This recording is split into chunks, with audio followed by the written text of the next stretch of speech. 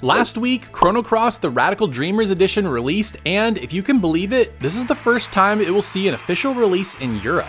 We all know plenty of JRPGs that never released outside of Japan, but Europe had it way tougher than North America. So to celebrate Chrono Cross's release and salute our deprived European brethren, today we'll be talking about some amazing JRPGs that Europe has still never got. And to help me out is my buddy and German streamer Mr. Futago. So without further ado, let's just jump right into the first game.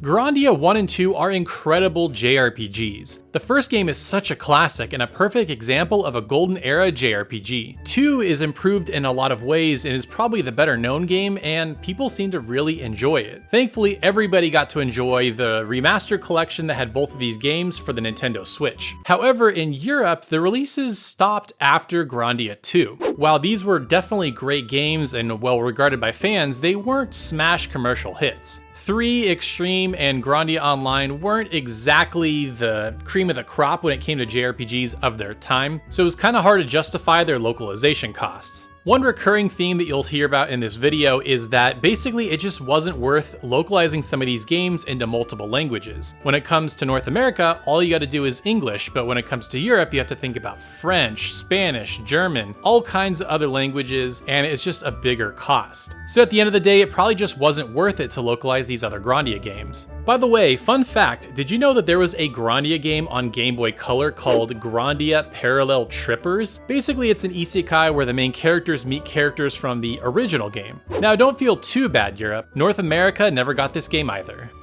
Even after Final Fantasy VII's success, many JRPGs still unfortunately didn't see a release in Europe, as is the case with Xenogears. Faye's little existential adventure was already on shaky legs during development, running out of budget, so this too was essentially a visual novel, and having staff pulled to work on Final Fantasy VIII. So it's likely they just didn't have the money for localization, while other projects took priority. Like a PS1 port of Final Fantasy VI, including a demo for Final Fantasy X, for example. Yes, really. And so, many European gamers had to resort to imports, which was expensive and also kinda complicated, as things like regional lockout was still very much a thing back then. To get around this, you either needed an American console, or you had your console modded with a chip that enabled playing imported games. This was so widespread that nowadays you probably find more PS1s with mod chips in retro gaming stores than without. And so did I. Got my PS1 modded for €50 and got Xenogears on eBay for €80 as the first game I would ever import. And honestly, worth it. One of the most unique JRPGs of the PS2 era was Radiata Stories. It mainly takes place in one town called Radiata. This was essentially Square's take on the Suikoden formula in that there's tons of recruitable characters to join your party. Also, it has the best mechanic ever in a JRPG, kicking.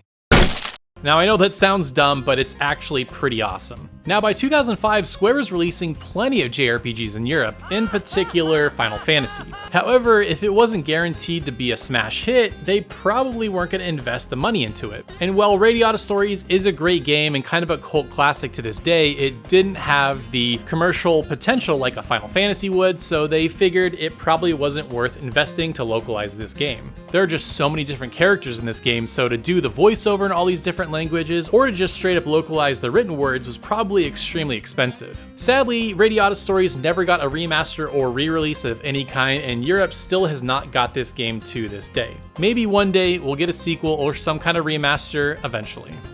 Okay, this is a weird one. Xenosaga is the spiritual successor to Xenogears, with all the convoluted plot that would entail.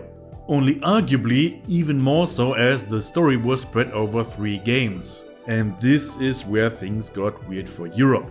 Episode 1 did not get a release over here for whatever reason. However, Episode 2 eventually did. But how would that work if the stories were directly connected? How do you catch up players who couldn't play the first one? By including a DVD that had a compilation of all cutscenes from Episode 1. And hope this would be enough to catch everyone up with the plot. Needless to say, it didn't. The cutscenes were one thing, but you would still be missing a huge amount of dialogue that progressed the plot that wasn't in cutscene, which then left the story full of holes, only making things even more confusing. And after Xenosaga Episode 2 bombed, Namco didn't bother bringing Episode 3 over either, leaving the whole thing completely unfinished for Europe.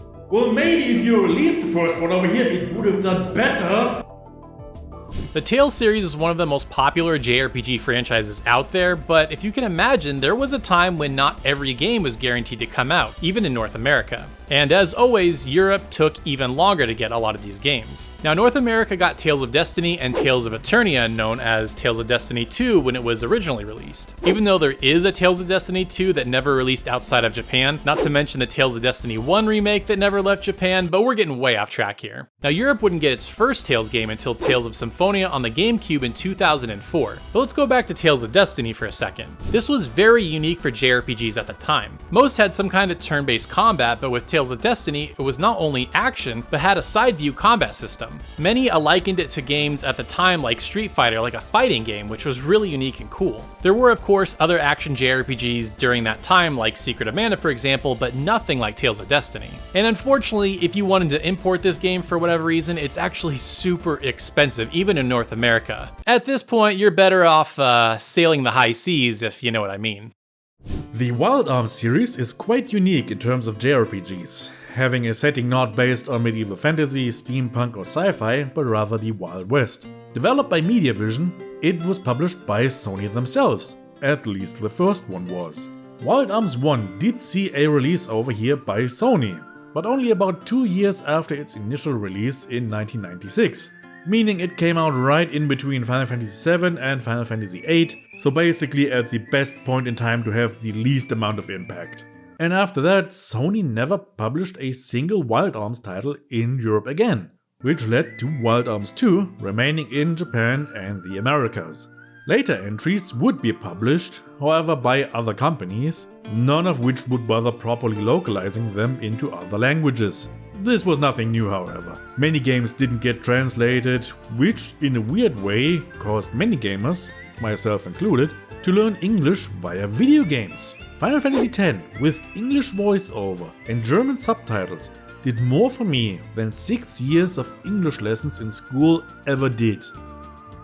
Much like the Tales series, Persona has blossomed into an incredibly popular franchise outside of Japan, with Persona 4 and Persona 5 regarded as some of the best the genre has to offer.